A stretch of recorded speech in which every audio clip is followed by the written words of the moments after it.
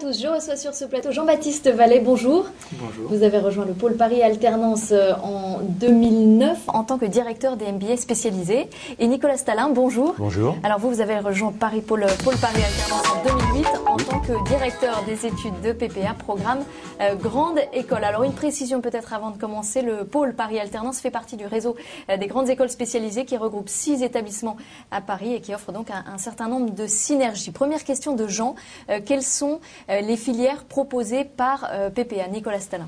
Alors, on a 7 filières de formation, une en marketing, une en communication, une en commerce extérieur, dont la particularité est d'être à 90% en anglais, donc cours en anglais par des professeurs majoritairement anglo-saxons.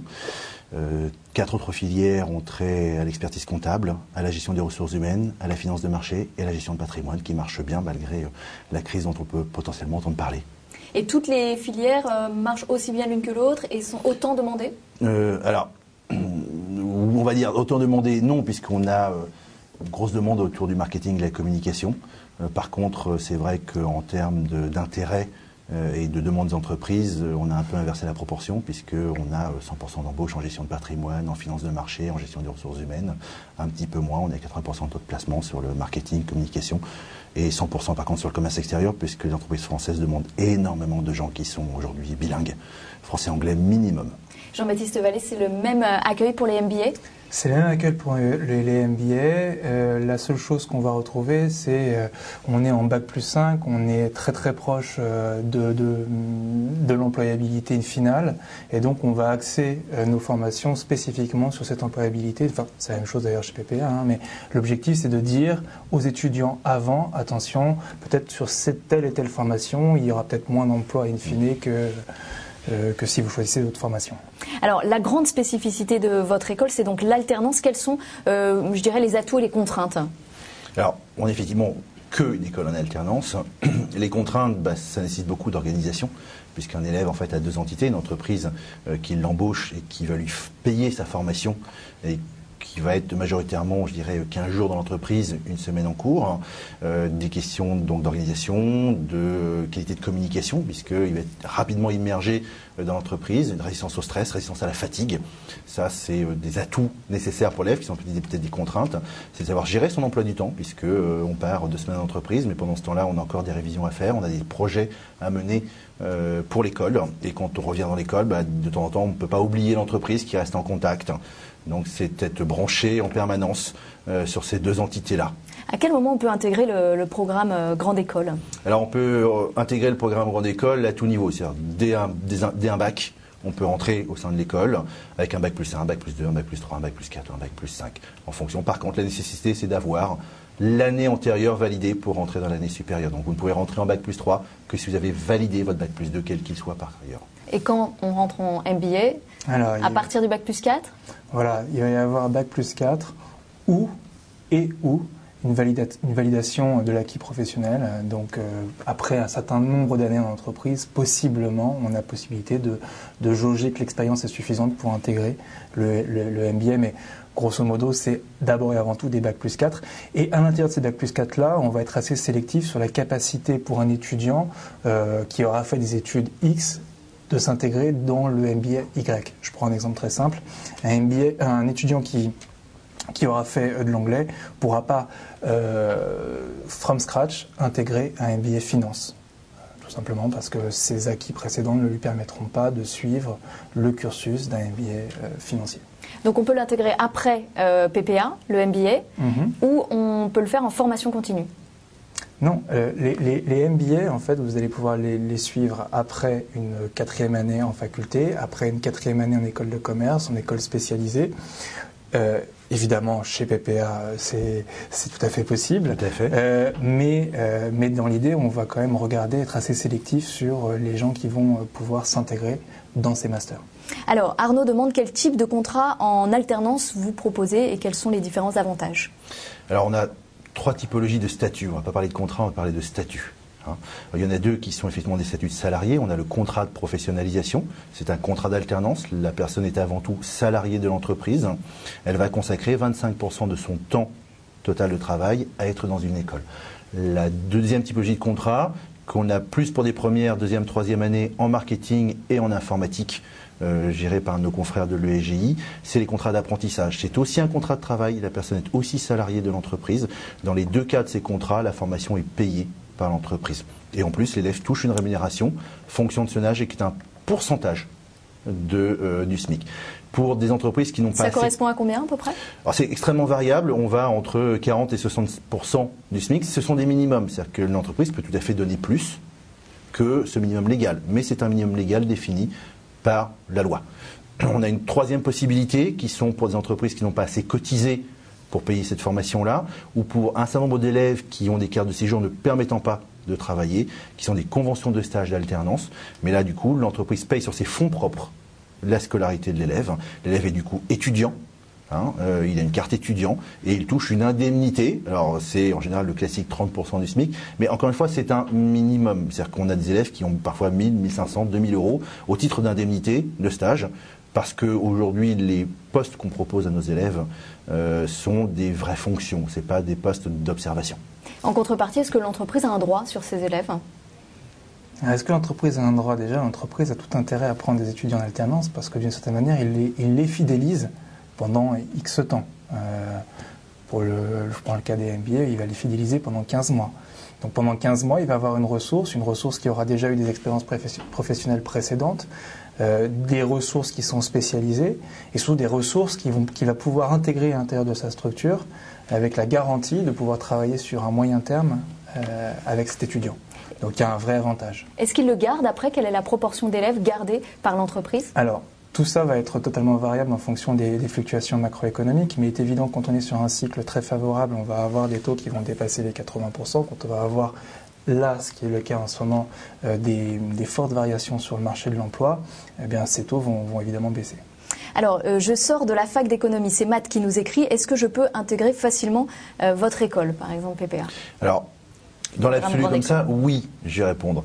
Alors sans dire qu'on ne fait pas de sélection, ce n'est pas le cas, puisque nos élèves rentrent sur concours, comme dans le cas d'IMBA où il y a effectivement quelque chose, je laisserai Jean-Baptiste en parler un peu plus, sur la façon dont on sélectionne les gens pour l'entrée au MBA. Ce n'est pas en tout état de cause la filière de formation qui va nous intéresser. Ce qui va nous intéresser, c'est la personnalité. Et on va constituer des classes qui ont une pluridisciplinarité, qui ont des gens de différents profils, qui sont autant mathématiques, économiques, littéraires, qui ont différents vécus, qui ont différentes origines aussi. Et c'est le monde de l'entreprise de demain. Donc on a des classes, je dirais, très cosmopolites en termes de formation. Ce qui nous intéresse dans le concours, encore une fois, c'est la personnalité. Donc oui, bien entendu avec de l'économie, mais pourquoi pas avec des littéraires, pourquoi pas avec des psychologues, pourquoi pas avec des sociologues, avec des historiens, tout est ouvert. Il y a un concours? Vous vouliez ajouter quelque chose, Jean-Baptiste Vallée? On est tout à fait ouvert, il n'y a aucun problème par rapport à ça. La seule chose, c'est la promesse que l'on fait à l'entreprise. L'objectif, c'est d'avoir des gens qui vont vouloir s'intégrer in fine dans l'entreprise et apporter leur propre valeur. Donc nous, on est, si vous voulez, l'intermédiaire entre ce monde scolaire un petit peu brumeux et de l'autre côté, le monde de l'entreprise qui attend des gens efficaces, clairs, précis. Et donc, tout simplement, nous, on va être, aussi bien Nicolas Stalin que moi-même, lorsqu'on va rencontrer des étudiants, lorsqu'on va les sélectionner, on va être dans cette logique de filtrer certains profils. La motivation, l'enthousiasme. La motivation, l'enthousiasme, l'envie d'apprendre, l'envie de partager, l'envie d'être, parce que finalement, être dans une entreprise, c'est créer de la valeur en équipe. Voilà, donc ça, on va le regarder de manière assez scrupuleuse. Pour le reste, c'est assez classique. On est sur des logiques de... Bon, en l'occurrence chez PPA, le concours de recrutement, c'est ça? Voilà, comment ça se passe exactement? Alors, on a une stratégie d'entonnoir. Donc, la première sélection se fait bien sûr sur dossier. On regarde les bulletins de notes, c'est la première chose qui nous intéresse. Et surtout, puisque ça va très avec la personnalité, la lettre de motivation. Il faut effectivement avoir une envie d'avoir apporté quelque chose, d'avoir un projet professionnel. On ne rentre pas dans une école de commerce, encore plus dans une école de commerce en alternance, parce qu'on a envie d'y rentrer. Il y a un vrai projet derrière, quelque chose qui doit se construire. Donc il y a une lettre de motivation qui doit vous parvenir à quel moment? Tout à fait. Au moment du dossier d'inscription ou de demande, du moins quand on postule au sein de l'école, on fournit un dossier avec les notes et cette lettre de motivation. C'est quoi, à partir de janvier pour une rentrée en septembre? Oui, il faut commencer dès janvier, puisqu'il est évident que derrière, outre le fait d'être accepté par une école, il y a une recherche d'entreprise qui est derrière. Et bien évidemment que plus tôt on commence cette recherche, plus tôt on est accompagné au sein du pôle Paris Alternance, et donc plus tôt va arriver le contrat. Voilà. Alors une fois cette sélection de dossiers faite, on a fatalement un concours qui a 3 épreuves phares lourdes. C'est un test inspiré du Taj-Maj, donc test d'aptitude générale au management, un test inspiré du TOEIC pour voir le niveau d'anglais que nos élèves ont, et un entretien collectif autour d'un sujet ou débat d'actualité. Les élèves sont 8 autour d'une table, du coup là la personnalité ressort et l'envie d'être en groupe aussi ressort. Donc c'est pas parce que quelqu'un monopolise la parole qui sera forcément pris au sein de l'école. C'est quelqu'un qui va avoir des valeurs de partage, d'écoute dans ce groupe qui va aussi nous intéresser. Alors Marie demande, est-ce que le MBA est très sélectif, Jean-Baptiste Vallée? Alors, la sélectivité, on ne va pas se mentir. Dans le fond, ce qui va faire la différence entre un parcours scolaire et un autre parcours scolaire et professionnel, ça va être l'exigence qu'on va apporter sur ce parcours-là. Et nous, on se situe à l'intérieur même de ce canal d'exigence. Donc oui, on va essayer d'être un petit peu sélectif. Alors, nous, comment est-ce qu'on fait dans le cadre des MBA, comment est-ce qu'on fait rentrer les étudiants? Tout simplement, il va y avoir les mêmes canaux, à savoir de sélection sur les dossiers. Une fois que les dossiers ont été présélectionnés, alors je dis ça à l'adresse des jeunes étudiants qui nous écoutent, il y a des choses assez rigolotes qui nous arrivent. Par exemple, il y a des petites lettres de motivation en vert, ou il y a des Est-ce que ça peut être un atout, par exemple? C'est toujours un atout. Ah oui. Se différencier, c'est toujours un atout. C'est toujours un atout, parce qu'on reçoit tellement de lettres qui se ressemblent que quelqu'un qui va faire un effort de se présenter différemment va retenir l'attention. Donc il y a un premier canal qui va être... Mais c'est pas une garantie. C'est pas du tout une garantie, parce que donc le deuxième moment est le moment de la rencontre. Et le moment de la rencontre, on doit à ce moment-là prouver, montrer son désir, son envie, ses ambitions, son projet. Alors évidemment, à 22, 23, 25, 27, le projet il n'est pas finalisé. On ne demande pas un projet abouti, parce que de toute façon, la vie fait que ça tout évolue. bouge et tout évolue. Mais dans le fond, ce qu'on demande, ce sont des gens qui ont une vraie envie d'impacter. Impacter dans leurs études et impacter dans la vie professionnelle, dans l'entreprise. Voilà. Justine nous demande si l'alternance permet vraiment de trouver un emploi plus facilement. En clair, quel est le taux d'insertion à la sortie de votre école? Bien évidemment que ça permet de trouver un emploi beaucoup plus facilement, pour 2 raisons. Un, c'est une expérience professionnelle.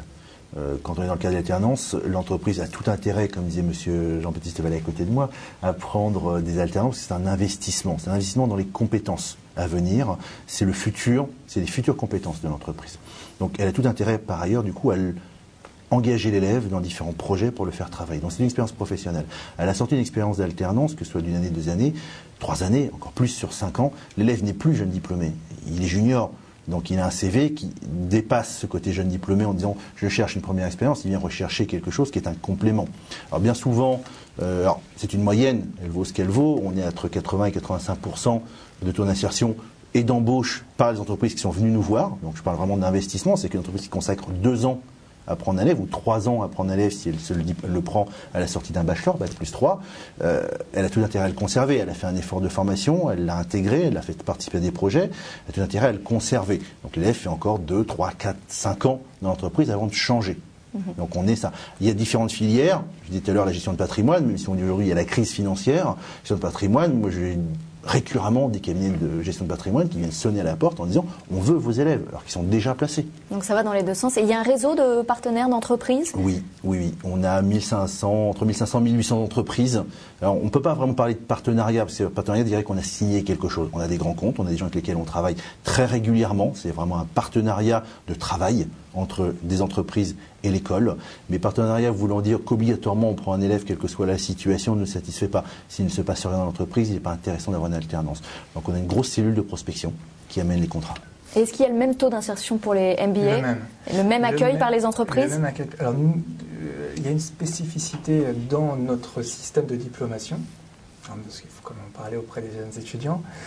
Donc parmi les choses qui vont faire qu'on sera diplômé des MBA, il y a aussi cette capacité à s'être intégré dans l'entreprise. Ce qui veut dire qu'un étudiant qui ne donne pas satisfaction à l'entreprise cet étudiant-là, on considère que son niveau cadre, son niveau Bac+5, son niveau futur manager sur son domaine d'activité, il ne répond pas aux prérequis qu'on lui propose.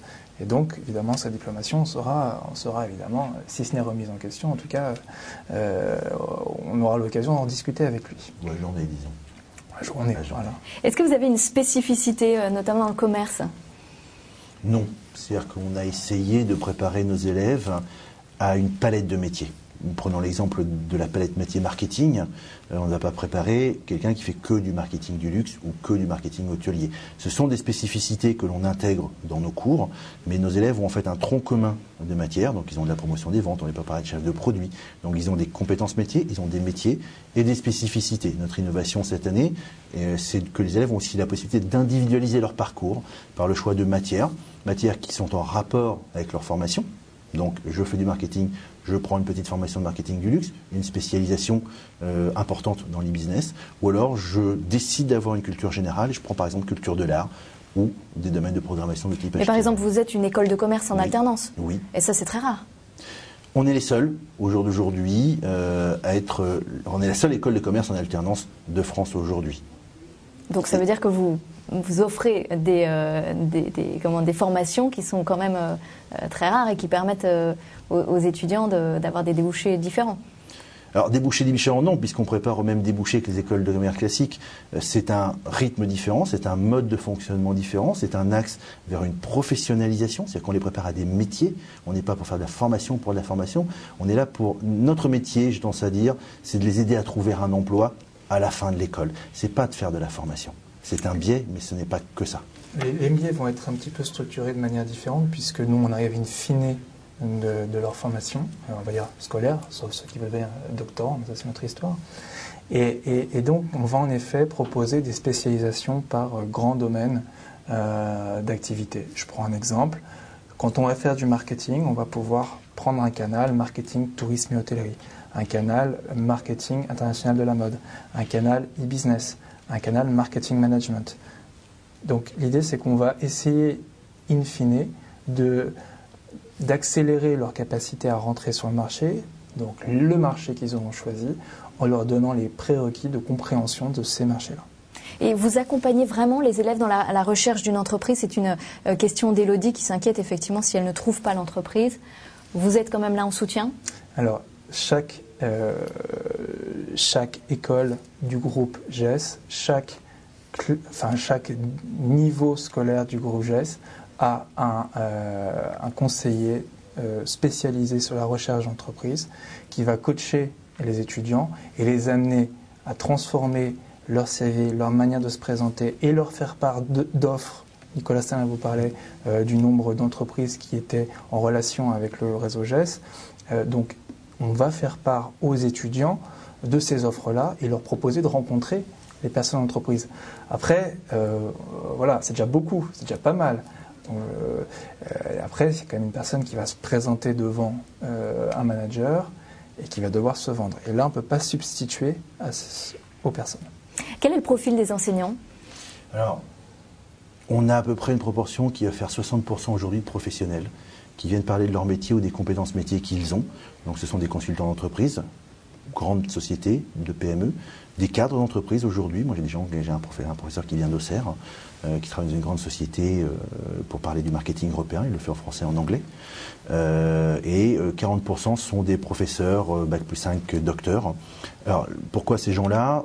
Un, sont en général les professeurs de langue, important, puisque c'est un des moyens que l'on a d'internationaliser le groupe. Quand on a d'alternance.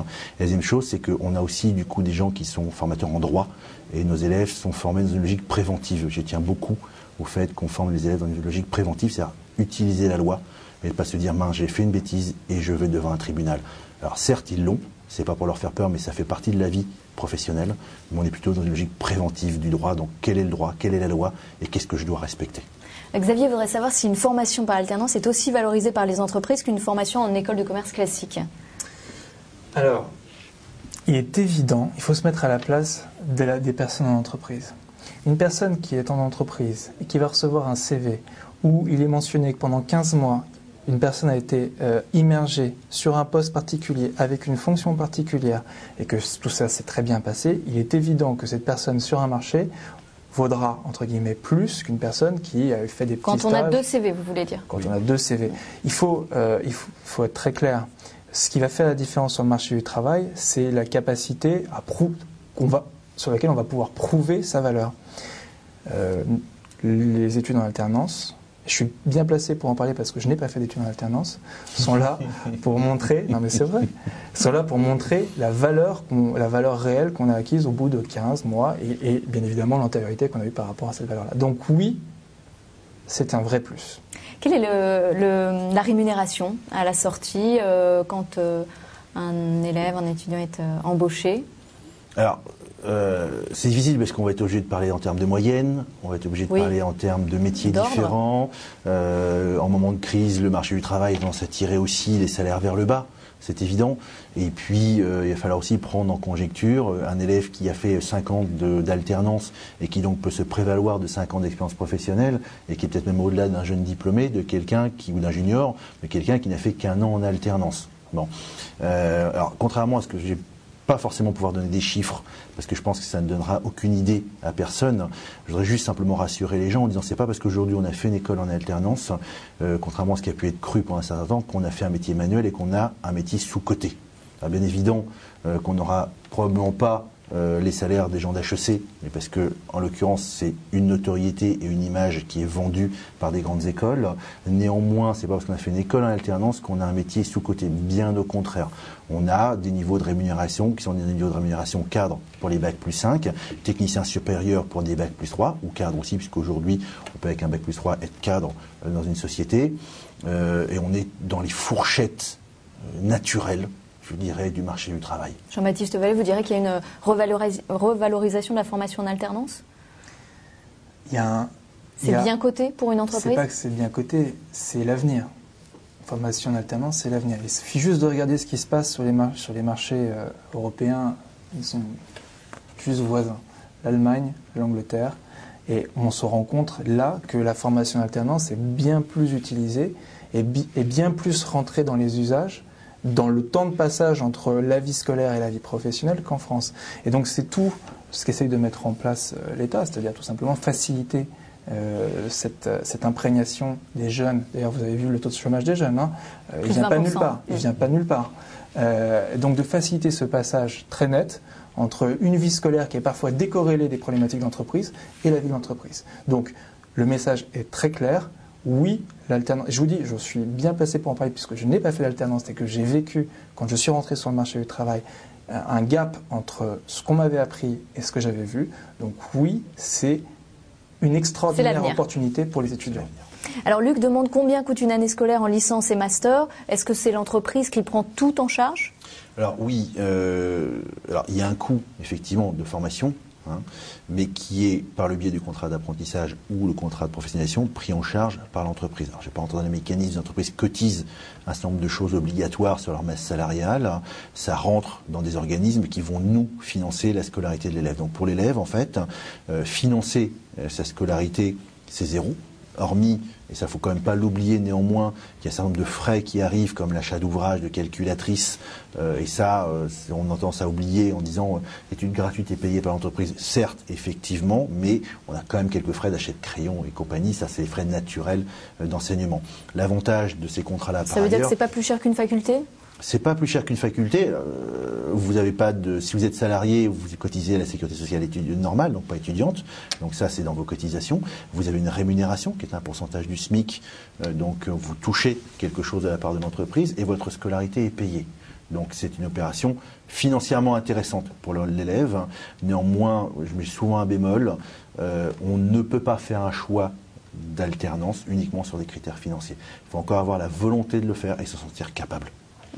Le niveau d'anglais, vous vouliez ajouter quelque chose? Je vais ajouter quelque chose parce que, mine de rien, ces écoles-là demandent un niveau d'exigence fort et d'implication fort des étudiants.